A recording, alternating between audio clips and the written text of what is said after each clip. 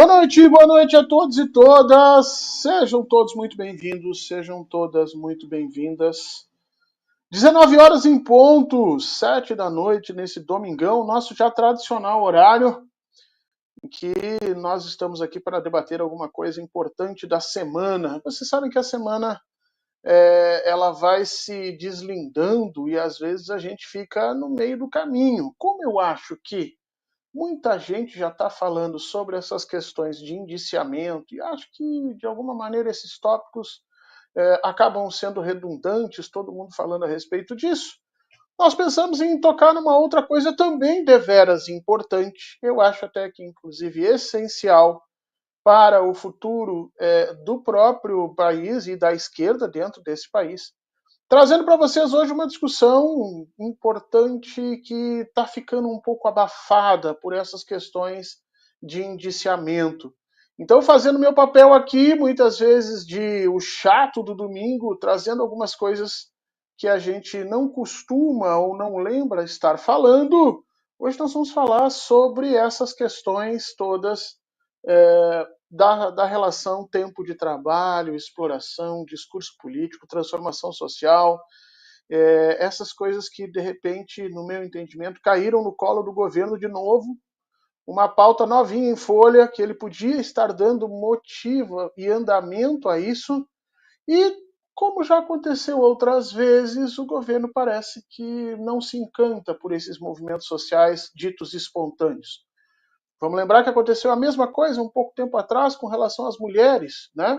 Nós estávamos ali presos contra Arthur Lira e aquela força do Congresso, e de repente eles resolveram passar uma lei criminalizando o corpo das mulheres, especialmente as mais novas, especialmente as mais jovens, e as mulheres vieram à tona no Brasil inteiro, fizeram movimentos que colocaram Arthur Lira e inclusive alguns ministros do STF na defensiva, tendo que explicar as suas razões, os seus motivos, e afinal de contas retirando aquelas leis dali. Naquele momento, eu juro para vocês que eu pensei que o governo ia encampar essa bandeira, né? Vai pegar essa bandeira, vai chamar as mulheres, vai movimentar um grande poder em cima disso e vai começar a capitalizar.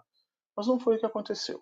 Nós deixamos passar essa pauta como se nada houvesse acontecido, e agora, do nada, novamente o governo tem um presente que cai no colo, sem necessariamente participação de partidos. Um vereador, se não me engano, aqui do Rio de Janeiro, se elege criticando a pauta 6x1, ou seja, 6 dias trabalhados e 1 dia de descanso.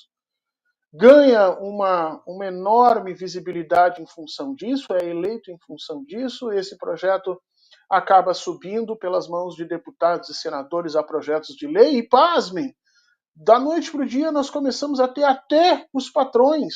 Aí falas da Fiesp, da Fiergues, da Firjan, dizendo que eles aceitam um 5.2, ou seja, 5 dias trabalhados e 2 dias descansados, e todo mundo nessa bagunça toda e o governo, de novo, não capitalizando a respeito do próprio tema.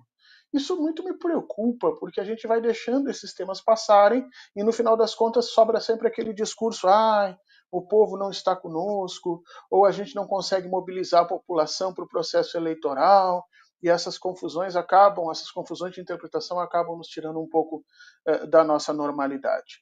Hoje eu converso com uma pessoa que não só é especialista no tema, como tem escrito alguns artigos bastante, não vou dizer pontuais, mas bastante profundos a respeito disso, questionando algumas informações a respeito do mundo do trabalho e especificamente o que nós fazemos com essas informações, dialogando com críticos, e me caiu às mãos um artigo bastante interessante dele e convidei para este domingo, às 19 horas, nesse horário que todos já sabemos que é um prazer estar aqui. Né? Eu sempre brinco com as pessoas que é um horário difícil para as pessoas aceitarem, mas a pessoa que eu convidei hoje já aceitou de pronto, já está aqui nos aguardando. Deixa eu só fazer os nossos agradecimentos de praxe. A Sandra Sena, Nancy Nájila se tornou membro, a Teneia Oliveira, a Mara Lima, a Marlene Ribas, Nancy Rogéria. É sempre importante a gente bater palmas para essas pessoas, a Norma Araújo, porque nós sofremos no Brasil com um caso crônico de monopólio dos meios de comunicação. Antigamente eram por grupos nacionais, agora esse monopólio parece que fica nas mãos de uma ou outra Big Tech, e toda e qualquer tentativa de ruptura desse monopólio com uma mídia independente, eu acredito que seja salutar a democracia. Agradecemos demais já as pessoas que se tornaram membros por aqui, deixando um abraço e pedindo que você se inscreva, obviamente se inscreva no canal do 247, dê ali o seu like, marque para receber os avisos dos programas quando estiverem começando, e também, se puderem, dê uma chegadinha lá no meu canal no YouTube, Fernando Horta, professor Fernando Horta, historiador Fernando Horta, você vai encontrar lá. Estamos chegando a mais de 40 mil, devemos estar quase 41 mil, 42 mil, e se você puder dar uma força se inscrevendo lá, é sempre muito bem-vindo. Deixa eu apresentar para vocês o nosso convidado de hoje, professor Carlos Paiva. O professor Carlos Paiva antes de tudo, a gente tem que dizer de onde as pessoas vêm. É gaúcho, Carlos? Sim, sou gaúcho. É gaúcho, assim como eu. Padecemos, né, desse início de ano com um desastre que não foi de todo não previsto, mas que nos deixou cheio de esperança de que alguma coisa poderia mudar no Rio Grande do Sul. Pelo menos até as eleições a gente ficou esperançado. Depois caímos na real. Carlos Paiva é economista com doutorado em economia pela Unicamp e hoje é diretor-presidente da Paradoxo Consultoria Econômica. Carlos, seja muito bem-vindo, muito obrigado por aceitar o convite para a gente conversar sobre essas questões de tempo e de trabalho. E eu já começo te fazendo uma pergunta direta, e até depois tu tens o tempo aí para os teus comentários iniciais, mas eu já te faço uma pergunta inicial, porque está acontecendo demais essas discussões. É que, afinal, o desemprego está caindo ou não está caindo no Brasil? Carlos Paiva, seja muito bem-vindo. Fernando, sim, está caindo, né? Mas, assim, é muito importante, a taxa de desemprego, ela é uma categoria que parece muito simples, né? Quer dizer, qual é a percentagem de pessoas que estão desempregadas, né? Mas, na verdade, ela é um indicador um pouquinho mais complicado do que parece. Por quê? Porque estar desempregado implica estar procurando emprego.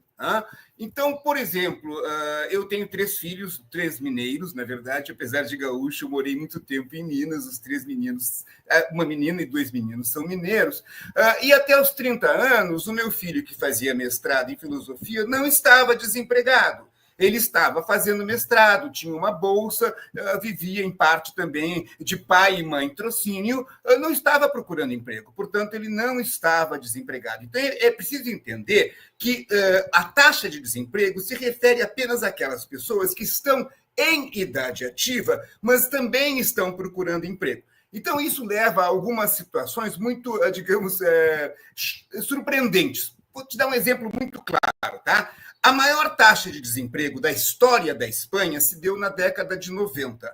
O que acontecia na década de 90? No processo de integração da União Europeia, a Espanha, como a Irlanda, a Itália, a Grécia e Portugal, exigiram que houvesse um mínimo de, digamos, uniformidade competitiva. Então, eles entendiam que o problema da Espanha era a falta de infraestrutura. E toda a Europa, fundamentalmente a França, os países mais desenvolvidos, a Alemanha, Luxemburgo, Holanda e Bélgica, sustentaram um pool de investimentos na Espanha e nos países mais pobres, que levou a uma demanda de mão de obra enorme.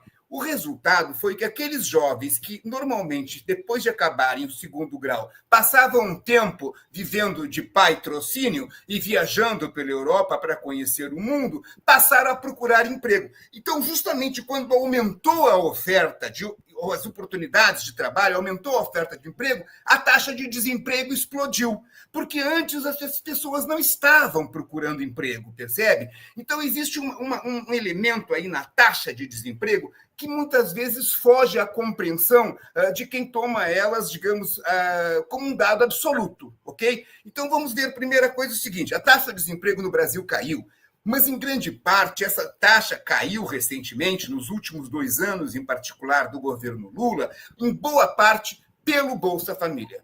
nós tivemos um ingresso de uma população em idade ativa que não entrou no mercado de trabalho, porque está se beneficiando de Bolsa Família, de bolsas de outros elementos governamentais, bolsa de, como se chama mesmo, BPC, bolsa de o benefício continuado. De prestação continuado, isso. Isso, e benefício continuado. E essas pessoas que são mães de família, em geral, não entraram no mercado de trabalho. Ao mesmo tempo, tu tens uma queda da demanda de emprego, porque com a formação, com a criação do microempreendedor individual pelo Lula, lá no seu segundo mandato, tem um conjunto de pessoas que hoje não se situam mais como informais. Eles são formais, mas, na verdade, eles são formais MEI. Eles não são formais no sentido de um emprego CLT típico do século XX. Eles são uma formalização distinta, uma formalização especificamente do século XXI, do nosso padrão. Então, tu tens 40% da população hoje é informal, ocupada no Brasil, ok? Mas uma parcela expressiva é considerado ocupado formal, mas não é empregado mais. Ele é MEI, ele é microempreendedor individual. Ele, na verdade, ele deveria ser classificado em separado, mas nós não temos uma contabilidade, uma estatística que dê conta deste sujeito em particular. Então, nós temos o seguinte, nós temos hoje em torno de 140 mil pessoas em idade ativa, 140 milhões, desculpe, de pessoas em idade ativa no Brasil, tá? 90 milhões estão... A idade ativa é de 14, a idade ativa é de 13 ou 14 até. A idade ativa vai idade de 13 ativa, a 14. Poderiam estar trabalhando, ou seja, tem mais de 14 anos de idade e menos de 65. Ok? Isso. Elas poderiam estar trabalhando. Entretanto, na verdade, apenas 100 milhões estão no mercado de trabalho. Tá? 50 milhões de pessoas estão fora do mercado de trabalho. Não estão em idade ativa, poderiam trabalhar, mas não estão trabalhando. E destas 100 milhões trabalhando, 40% é informal. 60 milhões são formais. Mas destes 60 milhões que são formais, boa parte é MEI. Ou alguma coisa em torno de 10 milhões, pelo menos, são MEI. E os MEI têm crescido muito ultimamente. Nós não sabemos quanto daqueles que estão empregados formalmente, de acordo com a PNAD, hoje são MEI. O que a gente sabe é que MEI tem crescido muito mais do que CLT ultimamente no Brasil. Ok? Então, a taxa de desemprego é baixa, mas a qualidade da inserção do trabalhador no Brasil hoje é muito ruim. Poucos são CLT, a maior parte é informal e parte crescente é MEI. Então, a gente festeja uma taxa de desemprego baixa, mas não atenta para o fato de que a qualidade desta ocupação é extremamente frágil. Mesmo o CLT, a qualidade da inserção é frágil, como todo movimento aí contra o 6 por 1 está nos mostrando e nos lembrando. Pois é, Carlos, esse é um dado muito importante, porque quando a gente faz a correlação, né, do crescimento, a diminuição do desemprego no governo Lula, característico já dos governos do presidente Lula, quer dizer, as pessoas sabem que se votam no Lula vai haver um aquecimento do mercado de trabalho, e isso para o trabalhador é bom, para os empresários vai depender de como é que eles entendem essa relação, porque há uma pressão para o aumento do salário, aquela coisa toda que a gente conhece, mas quem está analisando esse cenário diz o seguinte, olha, nós estamos crescendo, o desemprego está em baixa e nós não estamos conseguindo nos eleger. Foi essa a argumentação que você fez nesse artigo, que foi publicado em alguns lugares, entre eles aí a Terra Redonda, chamando atenção exatamente para esse, abre aspas, paradoxo, né? De crescermos e ao mesmo tempo não conseguirmos reivindicar essa transformação como posição política dominante e fazer isso aparecer nas urnas. A que tu acha que... E aí tu cita algumas pessoas que se manifestaram a respeito disso, quer dizer, o Vladimir Safata, o Lincoln Senna, depois a Rosana Pinheiro Machado, que vem discutindo exatamente nisso, e aí cai aquela situação de, essas são as pessoas que não querem carteira assinada, esse discurso da direita que aparece muito, né? Não querem carteira assinada e a gente não consegue falar com eles. E tu traz uma explicação bem interessante, diferente sobre isso, e eu queria que tu contasse um pouquinho pra gente disso aqui. Eu acho que há um equívoco muito grande nessa avaliação. Não se trata de não querer carteira assinada. Os próprios dados que vários autores têm trazido sobre isso é que 25% dos MEI, dos informais, não passa de 25%, aqueles que dizem que não querem carteira assinada, que se sentem melhor nesta situação. Bom, eu acho que até esses 25% estão exagerados, tu entende? É uma coisa meio as uvas estão verdes. Já que eu não consigo a carteira assinada, é melhor eu dizer que eu não pleiteio a carteira assinada, ok? Na verdade, a situação de informalidade é uma situação de grande incerteza. É uma situação de eu não sei quanto eu vou poder trazer para casa de renda para sustentar a geladeira a cada dia que passa. Essa situação é uma situação muito desagradável. É muito difícil admitir que alguém a prefira ao invés de ter uma relação empregatícia perene com uma carteira assinada nos padrões do que era o Fordismo do século XX, ok?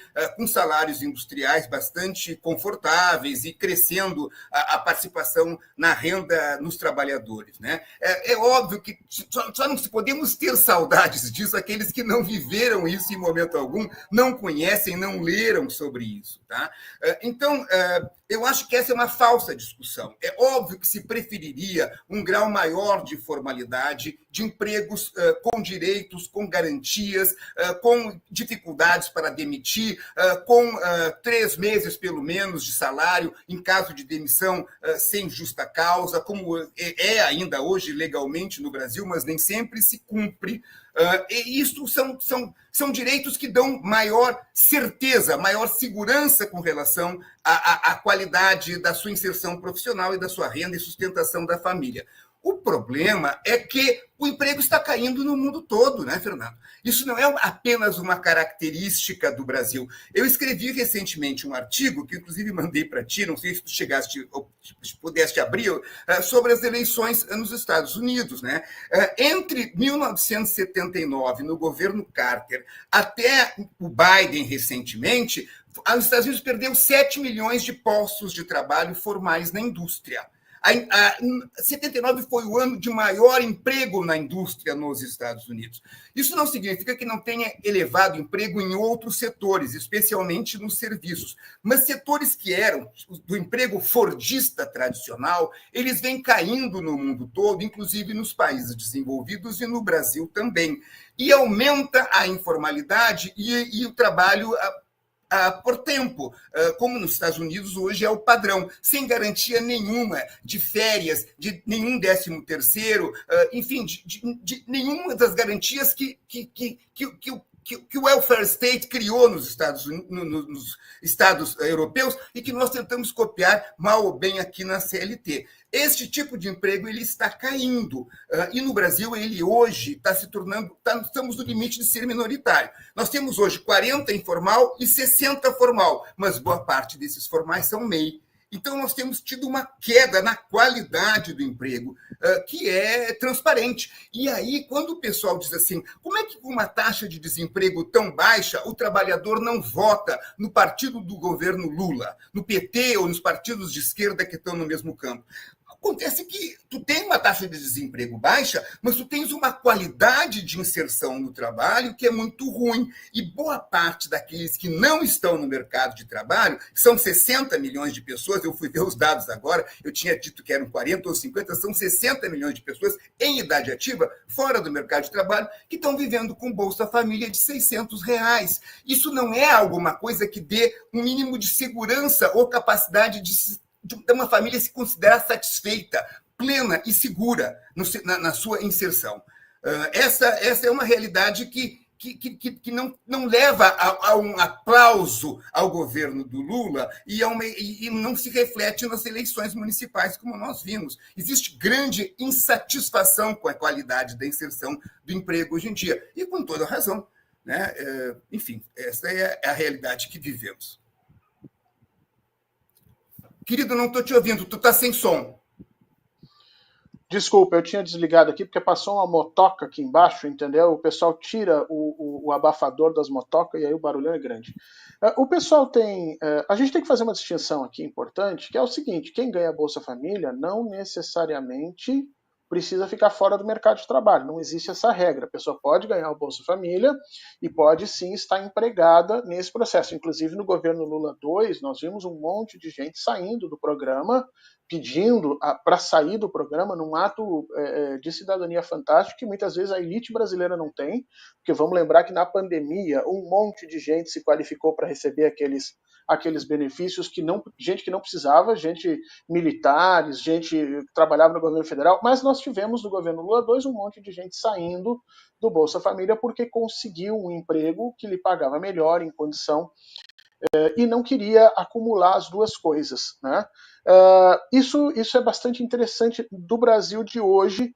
Por que no governo Lula 2 nós conseguimos criar empregos de melhor qualidade e por que hoje nós não conseguimos lidar com fazer esses empregos? É uma questão de planejamento do governo?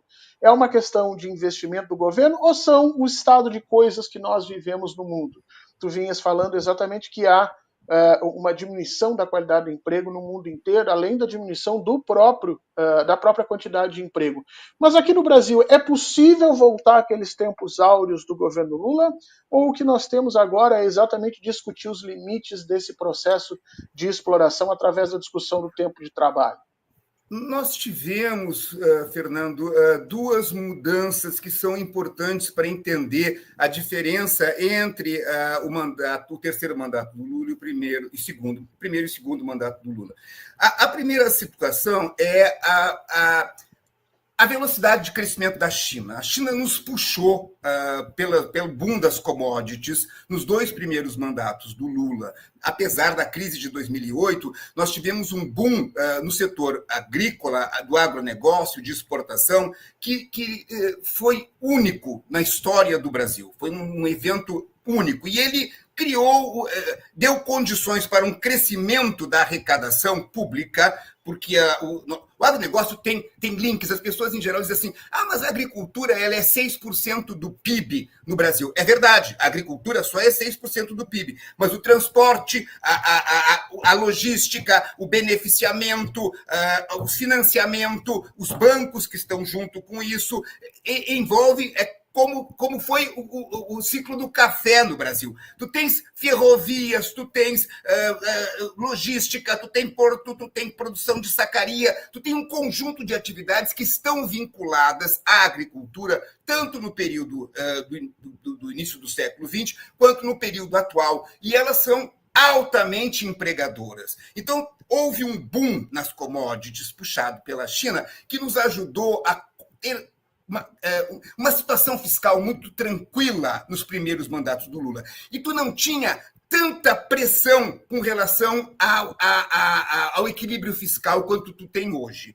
Depois da queda da Dilma, depois do golpe que foi dado à Dilma e dos ajustes do Temer e do Bolsonaro em relação à política fiscal, o governo Lula foi obrigado, no terceiro mandato, a adotar a política de teto móvel proposta pelo Haddad e que hoje está impactando porque mesmo quando as receitas sobem um pouco, você tem limites que nós mesmos adotamos, que nós mesmos nos impusemos para ampliar os gastos. E tu não tens uma situação de uma perspectiva de longo prazo no Brasil que leve ao investimento privado substituir o investimento público. O Estado não pode investir porque se autoamarrou e o setor privado não está buscando investimento porque não está vendo horizonte prospectivo positivo, tanto no agronegócio, porque a China não está mais puxando a gente como estava puxando antes, quanto na indústria, porque a indústria brasileira, assim como a norte-americana, ela está submetida a uma concorrência internacional pesadíssima, Fernando.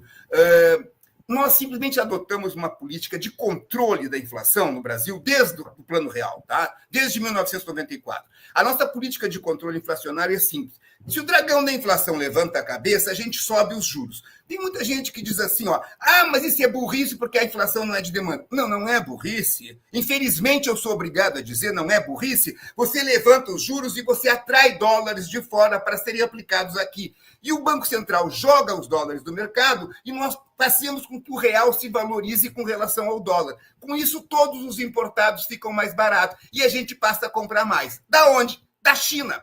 Porque a gente só pode importar, Fernando, veja bem, tradable. O que é tradable? As pessoas, em geral, traduzem tradable por comercializável. Não, tradable é transportável. O que é transportável, Fernando? Transportável é bens agrícolas e pecuários, bens da indústria extrativa e bens da indústria de transformação.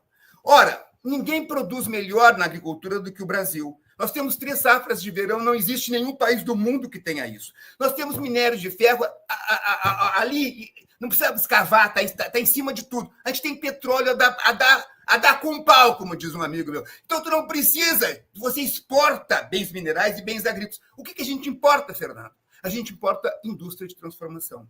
E a indústria de transformação vem sofrendo com a nossa política de enfrentamento da inflação, que é pela valorização do real, desde 1994. Então, nós estamos nos desindustrializando sistematicamente. E chegam uns amigos meus, economistas de esquerda, que dizem falta ousadia ao empresariado industrial. Não, amado, não falta ousadia. Ele está olhando o óbvio, que a China tem uma competitividade industrial que nós não temos, e nós não temos como nos proteger, porque o nosso câmbio é sempre sobrevalorizado para que eu possa combater a inflação. Então, a indústria não investe. Se o governo se autoprendeu por um teto de gastos que não pode mais ser ultrapassado, o governo também não investe. Então, o Brasil não sai do chão. E se não sai do chão, você não tem como, digamos, apostar num futuro que faça que o próprio agronegócio invista, porque esse é competitivo, mas tu tem que ter um horizonte, percebe? O governo se amarrou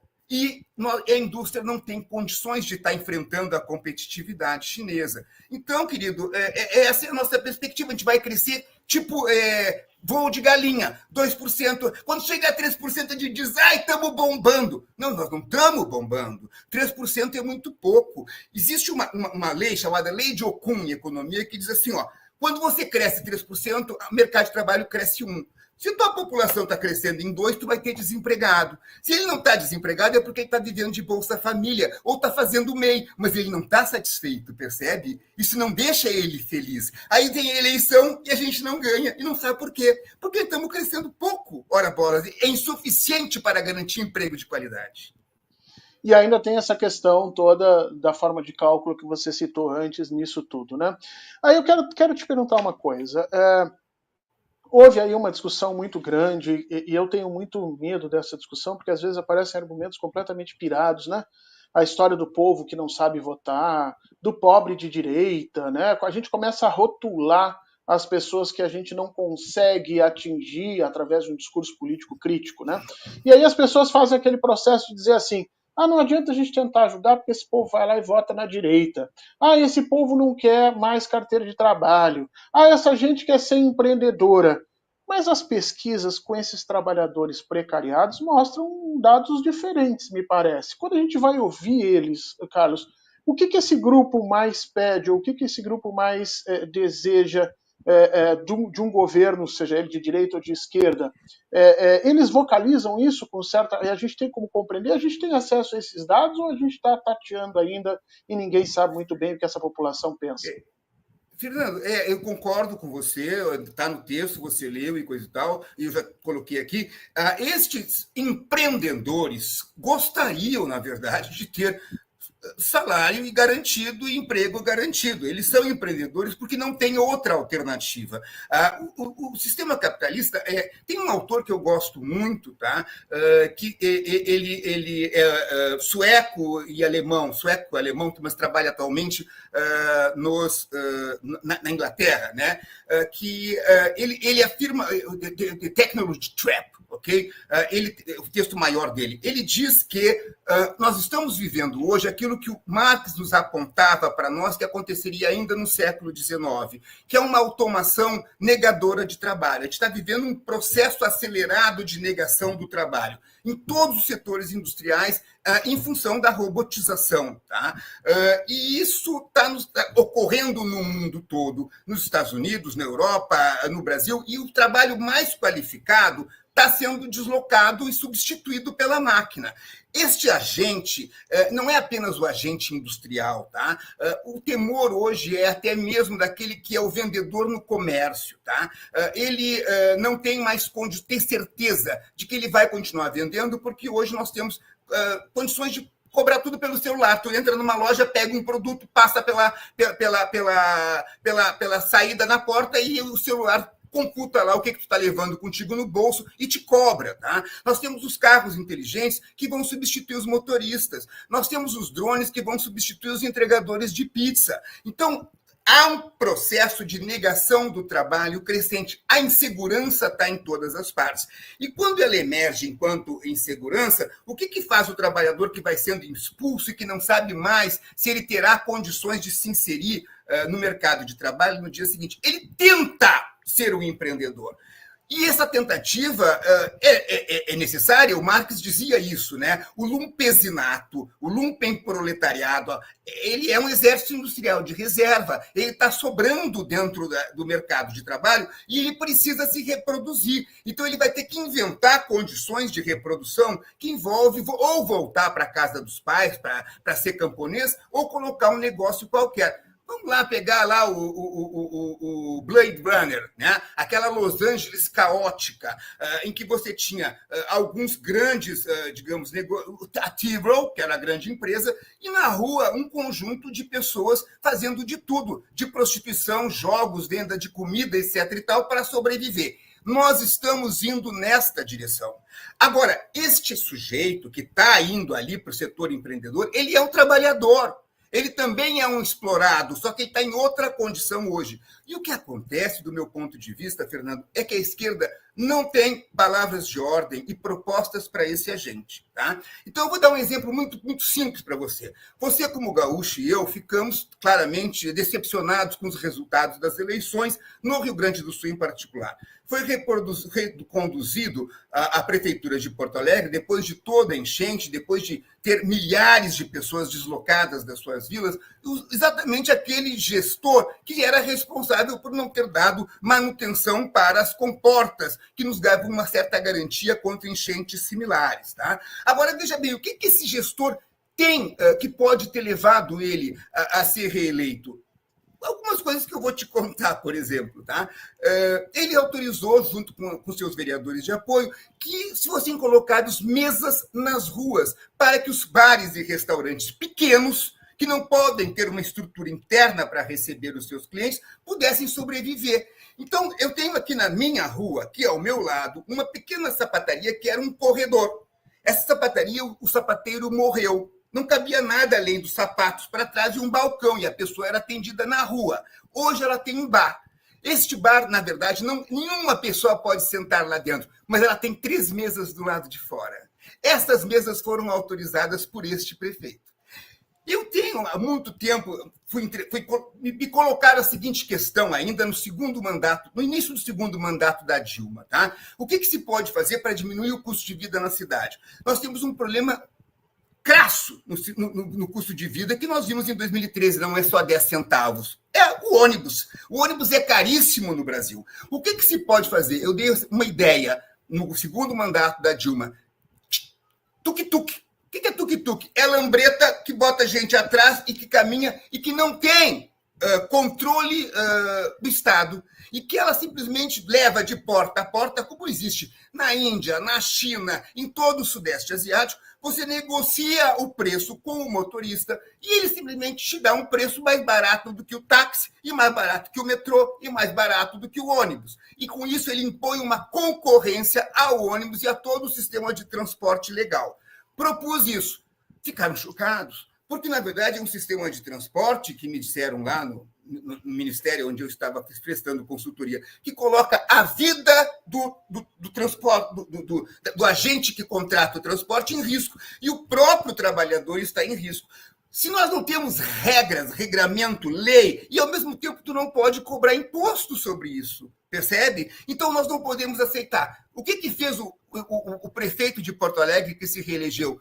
Liberou o tuk-tuk. Só que o tuk-tuk aqui de Porto Alegre circula no Moinhos de Ventos. É um tuk-tuk gentrificado. É um tuk-tuk para senhores de idade e senhoras de idade de alta renda. Okay? Ele permitiu o tuk-tuk que o PT, no seu governo federal, nos seus governos municipais, não permite, porque é uma coisa desregulamentada. Você diz, vamos enfrentar o poder dos ônibus, do metrô, o poder dos monopólios. Não adianta. Tem que ter regulamentação. Não podemos colocar poltronas na calçada porque os transeuntes podem esbarrar. Então, existe um afã de regular que faz com que este agente que está sendo expulso do mercado de trabalho e que quer se colocar como empreendedor, não veja na esquerda um aliado. Eu tentei mais de uma vez, não apenas no governo federal, tá, Fernando? Em 2 eleições aqui, eu dei consultoria para candidatos e candidatas, aqui em Porto Alegre, inclusive, sobre essa questão do tuk-tuk e da importância para a gente enfrentar o peso dos ônibus.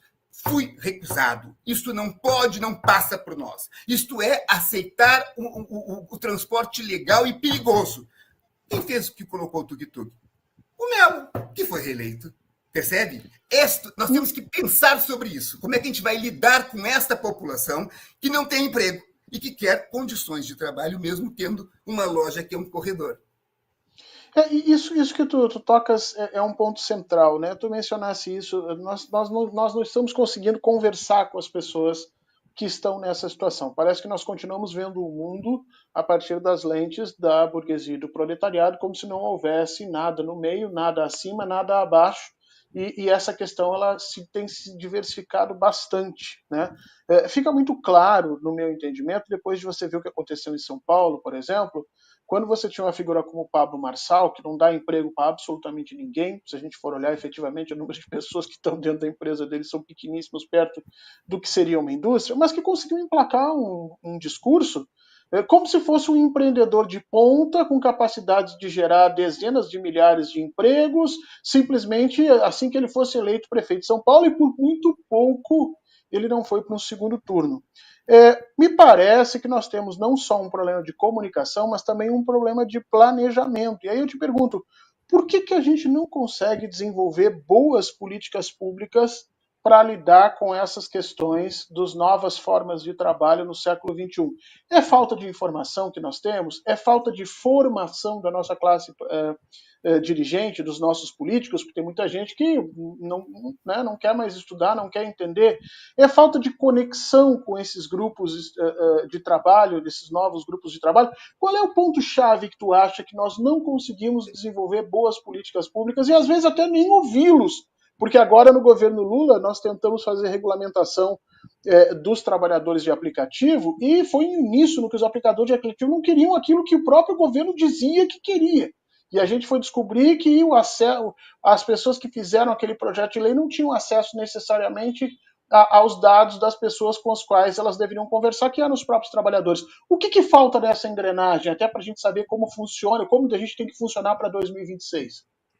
Eu acho, Fernando, que o principal problema se encontra na percepção que nós temos no campo da esquerda do que é a empresa e do que é o trabalhador, né?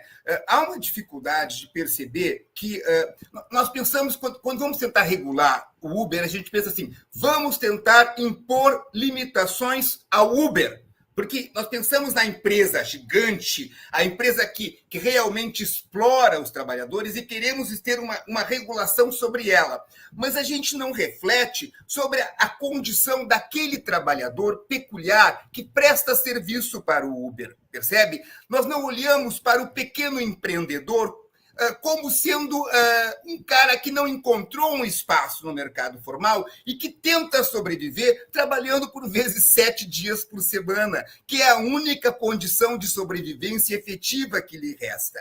Então, a gente trata da empresa e pensa o empregado, o ocupado, como um empregado tradicional, como aquele empregado que demandaria menos horas de trabalho necessariamente, mais regulação, mais direitos trabalhistas, descontos de INSS, aposentadoria, como se ele fosse o empregado do século XX, do Fordismo, percebe?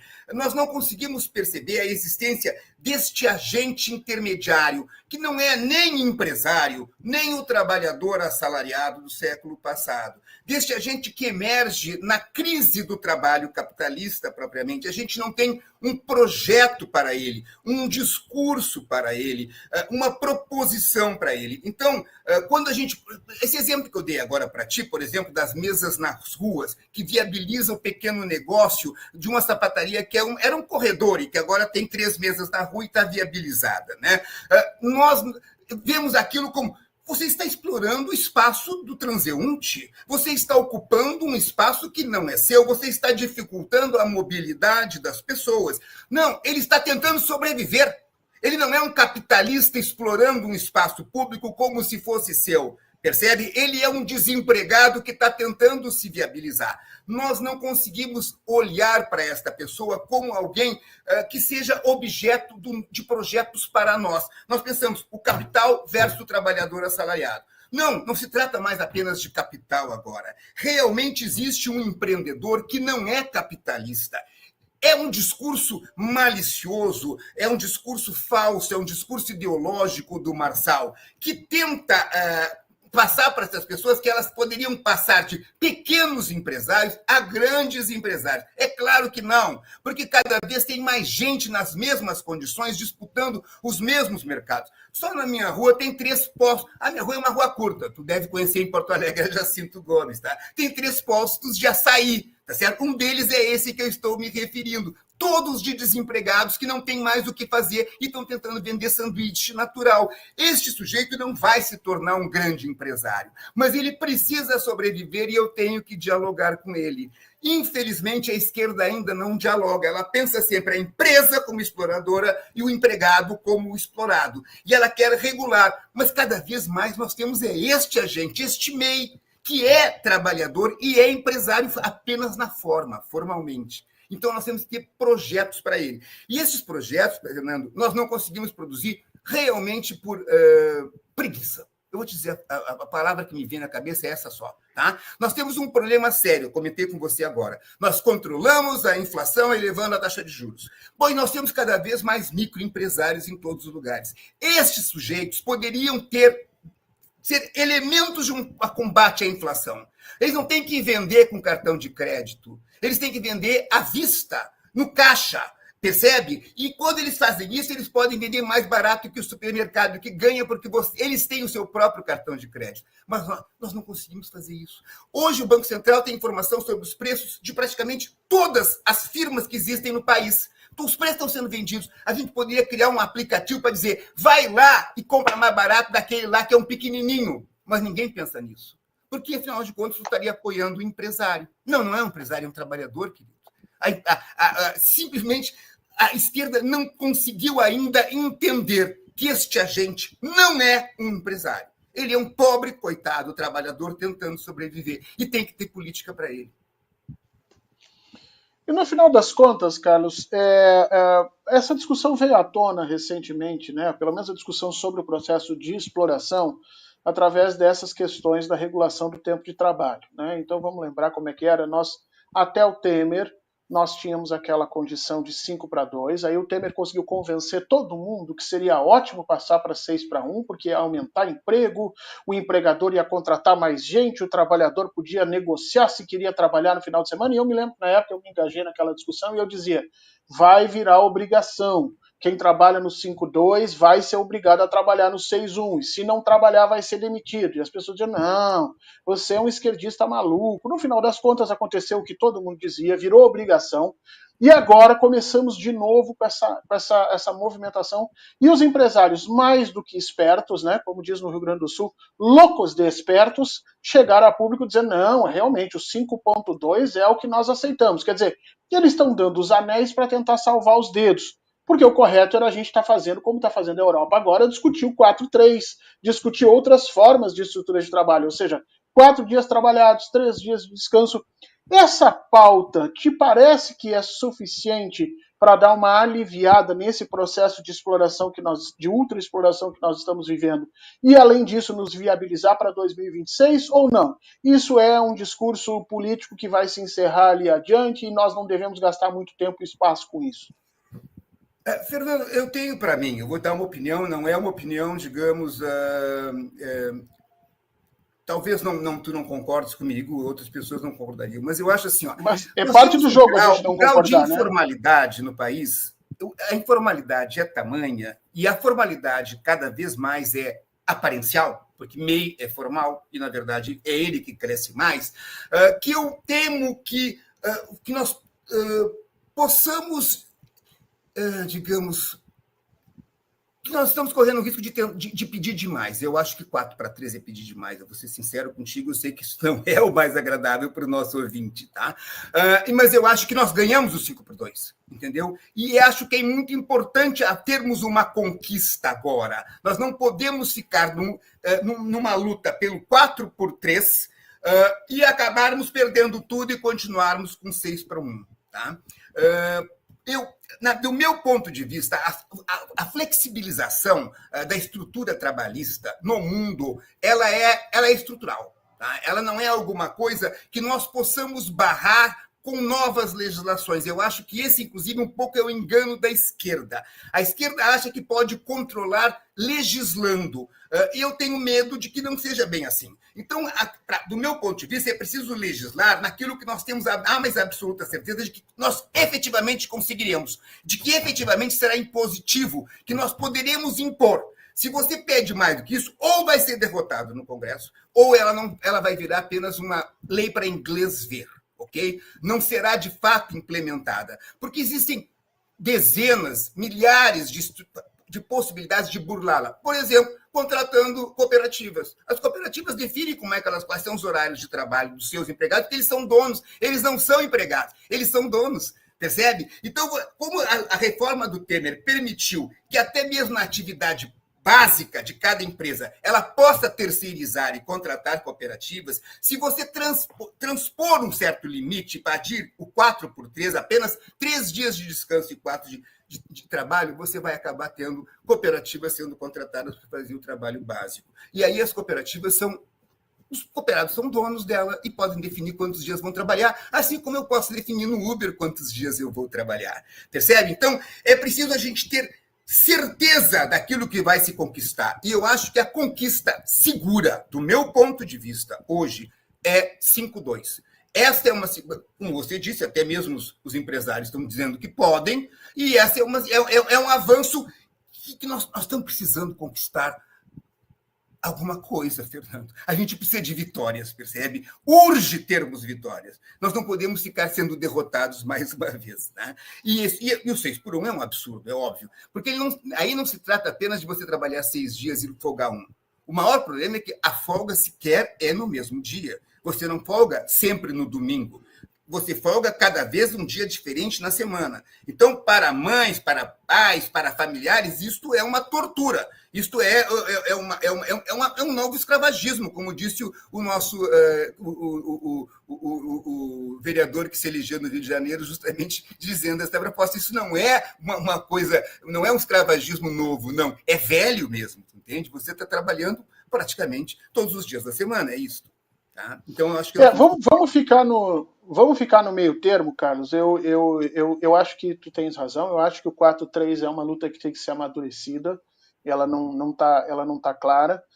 As pesquisas na Europa mostram, por exemplo, que o que efetivamente um empresário da área da indústria perde, a economia ganha, porque você reativa, por exemplo, setores de bares, setores de aulas, setores de academia, porque o trabalhador ganha um dia a mais. Então, no cômputo geral, a economia cresce, mas você tem razão. Aquele empresário que vai ter o dia ali suprimido, ele vai fazer escândalo, vai fazer estardalhaço, vai dizer que está morrendo, e pode tentar, num país como o Brasil, um movimento mais denso. Eu acho que você tem razão, o 5.2 me parece que a gente fecha agora, mas o governo já poderia dar estudo, Não, lançar estudo o sobre avanço isso. é o 4.3, percebe? Isso não tem dúvida. É para onde a gente tem que ir. Mas eu acho que neste momento urge você fechar uma proposta que seja vencedora neste Congresso e nesse momento. E nós temos o 5x2 praticamente fechado, se quisermos. Tá? Eu temo que a Érica seja um pouco intransigente nisso, tu entende? E aí nós percamos tudo. Eu espero que não seja isso que venha a acontecer. Tá? Eu espero que a gente consiga essa vitória do 5x2. E na real, se nós chegarmos ao 5-2, nós vamos estar apenas voltando à era pré-Temer. Né? E eu tenho dito isso, a gente botou na cabeça que o Bolsonaro é o pior presidente da história do Brasil, mas eu acho que daqui a 10, 15 anos, quando a gente fizer o somatório de tudo, nós vamos chegar à conclusão que o pior foi Michel Temer. A destruição que ele propôs nas estruturas de previdenciária, de segurança do trabalho no Brasil foi algo brutal, e eu tenho a impressão que nós ainda não conseguimos medir todo esse impacto. Uma das coisas a gente está vendo agora, quer dizer, nós estamos discutindo para voltar aos tempos pré-Temer e achando que esse é o nosso ganho nesse momento, e eu concordo contigo, Carlos, eu acho que você tem razão. Numa postura um pouco mais conservadora, para ganhar algo, para que em 2026 a gente possa efetivamente ter uma bandeira nisso, nós caminhamos nesse sentido. Aliás, esse foi o caminho do México. O López Obrador, no México, conseguiu implementar o 5.2 porque não existia no México legislação protegendo 40 horas, 44 horas, aliás, 42 horas de trabalho, se não me engano. Lá eles trabalhavam bem mais do que isso, então o López Obrador botou essa pauta, conseguiu aprová-la e fez barba, cabelo e bigode, ou seja, ganhou a eleição, a maioria na Câmara, a maioria no Senado, composição na Suprema Corte, e está fazendo uma revolução dentro do país em função disso. Né? O nosso caminho poderia ser nessa distância. Agora, vou te botar, nós estamos aí indo para o nosso finalzinho, faltam uns 10 minutos, não, vou te botar numa saia justa, que nesse programa aqui a gente também não fica fazendo pergunta fácil para entrevistado, não. O pessoal tá te elogiando demais aqui, viu, Carlos? Dizendo, pô, fantástico e tal. Nada disso aqui foi combinado, viu, gente? A gente não combina a pergunta. Agora eu vou perguntar para o Carlos ali. Carlos, o governo é do Partido dos Trabalhadores. O presidente Lula é, inegavelmente, uma figura política que emerge dessa disputa lá na época da ditadura. Mas nós não conseguimos traduzir isso em ganhos efetivos para esses trabalhadores. E a desculpa é sempre a mesma que estão nos dando, a tal governabilidade. Então nós precisamos ceder aqui, ceder acolá, ceder ali e ali. O resultado dessa sessão nós vimos, por exemplo, no Rio Grande do Sul, em que o presidente Lula sequer esteve no Estado para apoiar a candidatura de Maria do Rosário nessa situação.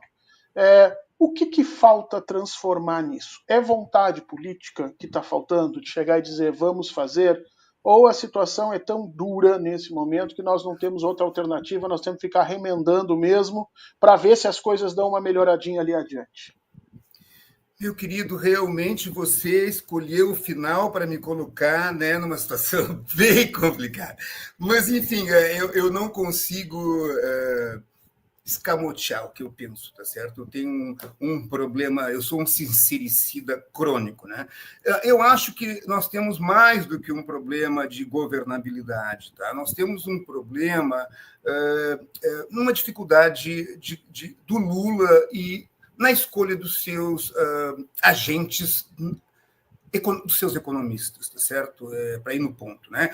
No primeiro mandato, o Lula colocou o Palocci, que não era economista, que é um médico sanitarista, mas que tinha, digamos, sido doutrinado pela equipe da Febraban, e ele, ao ingressar, trouxe consigo alguns assessores, como o Lisboa, por exemplo, o Levi, que depois veio a ser ministro até da Dilma no segundo mandato dela, né? O Otaviano Canuto, que é um grande amigo, uma pessoa queridíssima, mas, enfim, são economistas conservadores. E o que eles fizeram? Eles ampliaram a demanda, a regra do superávit fiscal. O FMI exigiu uma certa taxa de superávit fiscal, 2,5%, e eles colocaram 1% a mais de superávit fiscal por sua livre e espontânea vontade, ok? E nós tivemos 2 anos ali de crescimento que, se não fosse a China, a gente não tinha crescimento algum.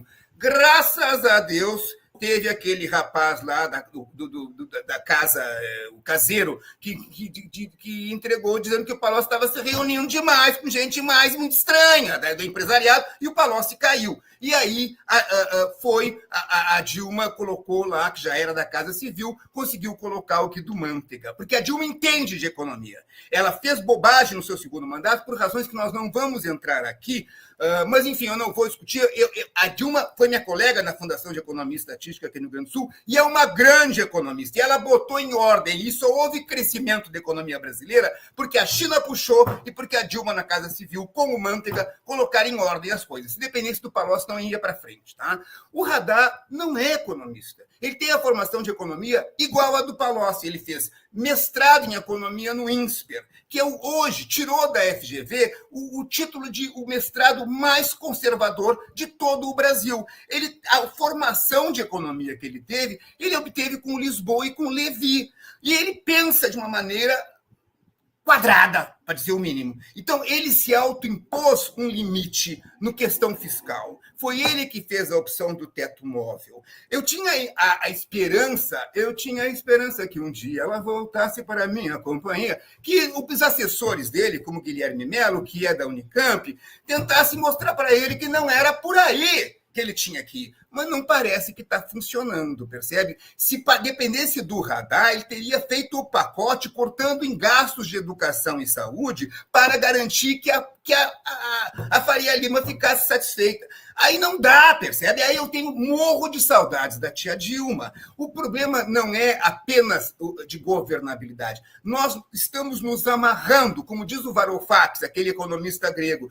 A esquerda está comprando o pacote da ortodoxia fiscal e nós estamos fazendo coisas que jamais a direita não vai nos amar por causa disso. A Faria Lima não vai dizer que o Lula tem que ser reeleito, por mais que o Haddad faça toda a política fiscal mais conservadora que for. Ele vai continuar insistindo em ter um governo ainda mais conservador. O que a gente consegue é apenas perder o apoio dos trabalhadores. O que aconteceu no Rio Grande do Sul, Fernando?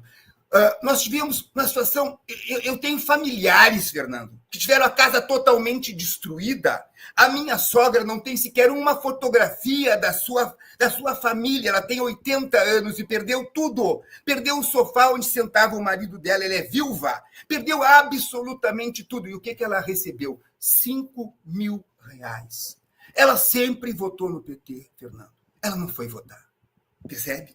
O filho dela é o contador da minha empresa, ok? O meu cunhado é contador da minha empresa. Ele não conseguiu obter sequer um empréstimo de 100 mil, porque o rating dele caiu para D. Por quê? Porque metade das empresas que ele administrava como contador abriram falência, então ele não conseguiu empréstimo nenhum. Também não foi votar. Percebe? Essas pessoas mereciam, mas por que não foi dado para cada família que teve as suas vidas destruídas 30 mil reais? Porque estourar o teto fiscal, percebe? E aí as pessoas não foram votar. Ou votaram em alguém que deu a cesta básica para elas aqui do lado. Quem é que deu a cesta básica? A direita, Fernando.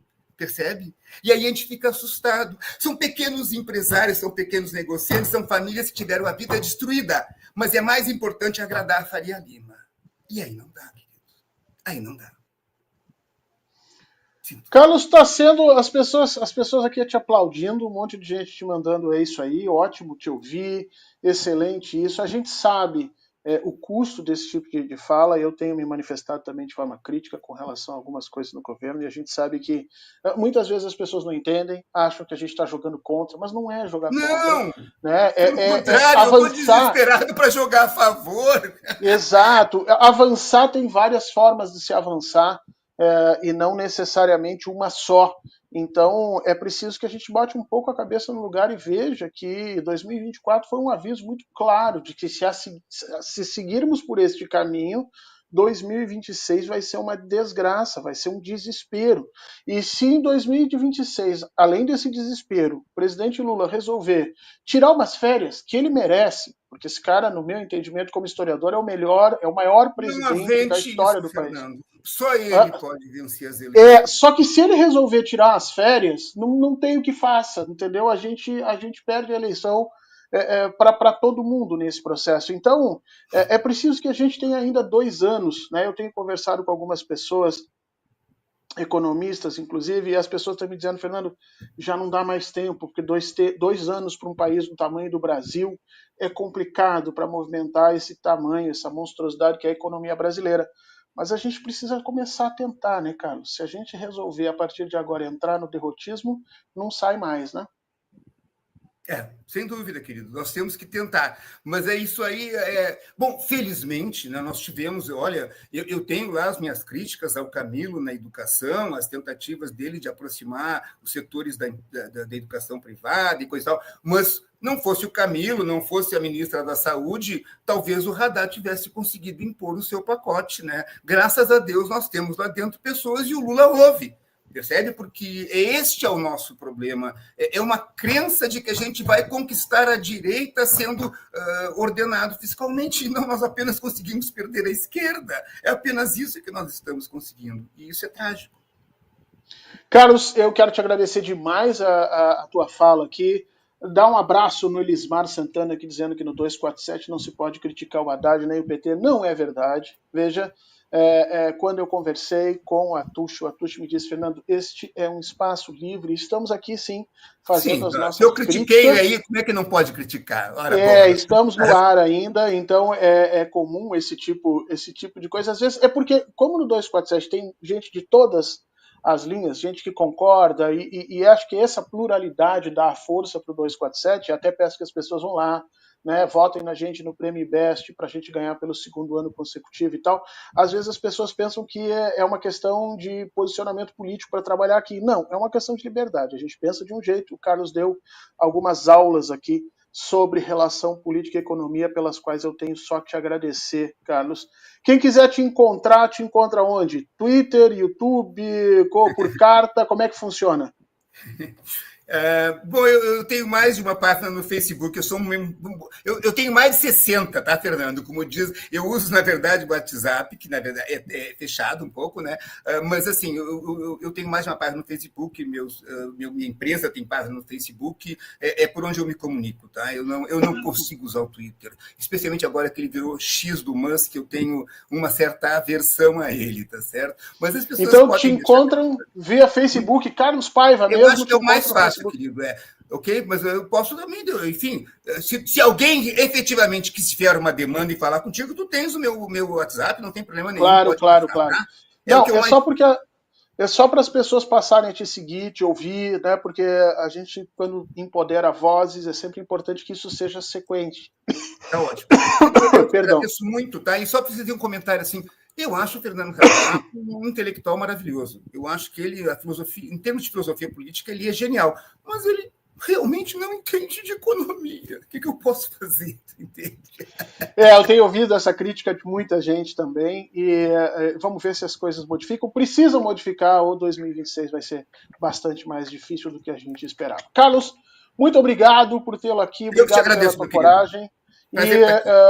Vou ficar com os teus contatos futuramente, vamos chamá-lo novamente para ouvi-lo com essa franqueza e essa didática que foi colocada. Para todo mundo que está com a gente, muito obrigado até agora. Não se esqueçam de dar um like, não se esqueçam de procurar o Carlos no Facebook, seguir, porque é fortalecendo essa rede que a gente começa a fazer uma política dentro desse mundo digital de todos para todos, como a gente costuma dizer na esquerda, né? Então, para todo mundo, um grande abraço, um excelente final de semana. Muito obrigado por estarem até aqui. A gente se vê na semana que vem. Até mais. Até mais, querido.